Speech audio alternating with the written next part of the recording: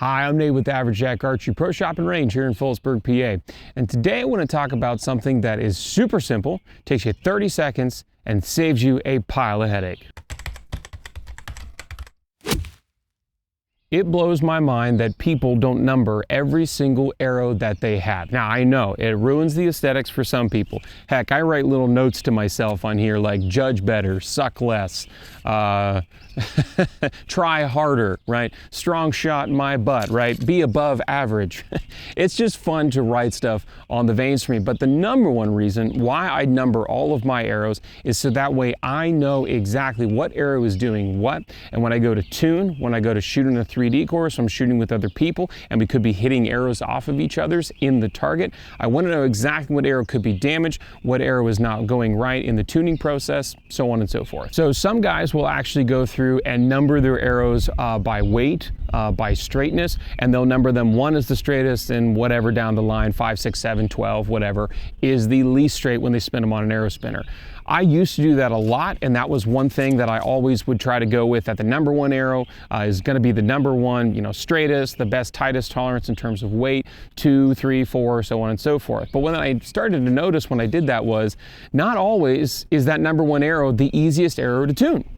And I don't know why. Same thing with number 2, 3, 4, and so on. Sometimes there's having to do with the knock tuning, or if you're a bear shaft guy or whatever it may be, just because it's the number one arrow by straightness and by weight doesn't mean it's always the easiest to tune. And that's just Murphy's Law. Every time you think it's going to be perfect, it probably isn't. So what I mostly number my arrows for is not by spinning them all and weighing them all and everything, which you can still do that, of course.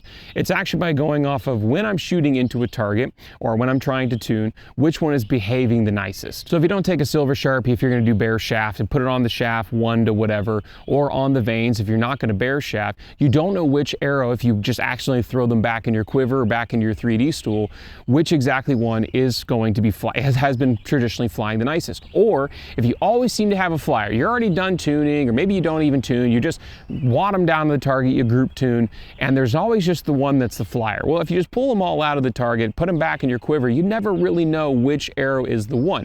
So if I'm shooting all these 5 arrows here and I notice that number 2 always seems to be high right, well, then I know number 2 needs some work. I'm going to take it out of rotation, right? Or if I always notice that one arrow just seems to just be a laser every single time, and sure, that could be mental more than anything else, but if I notice that, I'm going to take it and always use it. So for example, I shot IBO Franklin last week, several days ago, and I shot very, very well. And through the entire course, I shot arrow number 4.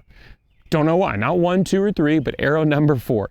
It just seemed to be shooting the most forgiving. It just seemed to be doing the very best. And I noticed it when I was on the bales practicing and on the defense course, that number 4 just seemed to be an absolute laser every time I put the pin on the target. So I kept shooting number 4, shot very well, ended up taking second place. Now, could I have done that with 1, 2, 3, and 5? Probably, but I don't know. That confidence boost that arrow number 4 just kept going at every single target, right?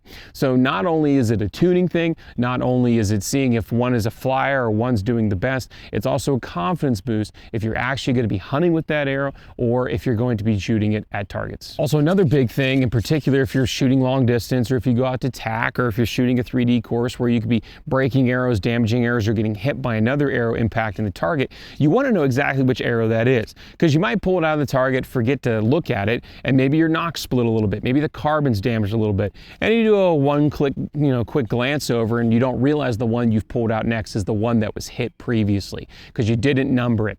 Another tip for that is if you do have an arrow that does get hit pretty square, you don't see any damage, but you think it'd be damage, pop the knock totally out. Put it in your pockets. That way, when you pull the arrow out of your quiver, it doesn't have a knock on it, well, you can't put it on the string and accidentally damage yourself, or more, or even worse, the bow and yourself.